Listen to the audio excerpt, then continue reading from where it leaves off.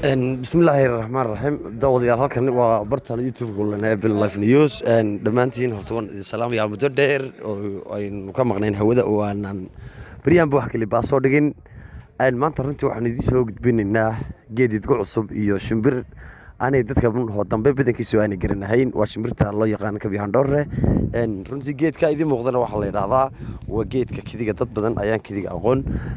waxaan loo clipkan ugu diyaarinay daawayaal dadka ku xidhan channelka iyo Brino Live News waliba daayarta iyo dhalinyarada ah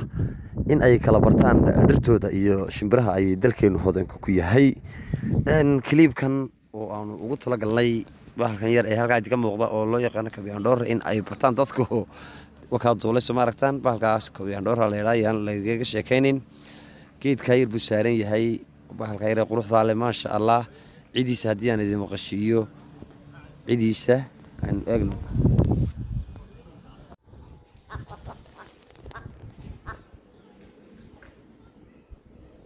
sabaqda codkaas ay bixinaysaa waaqdaas oo kala ما شاء الله سميس كيدو نساسي وسميسنت هاي ما شاء الله وشبر ياد وحركة بدن أو حرورية أو غرف بدن وكا ما شاء الله شبر وفي عويان ما شاء الله ما شاء الله ما شاء الله والله ما متحقاسي كتولدو لسا Kabiyahan Dhoorre haddii aad maqashay lagaaga sheekin wada duushay ما شاء الله ما شاء الله هودك الشيء شبرت أصبرت ميا لقاك شيء كان بلد الله هاي أن كلام لواء عبد السميد يوسف أحمد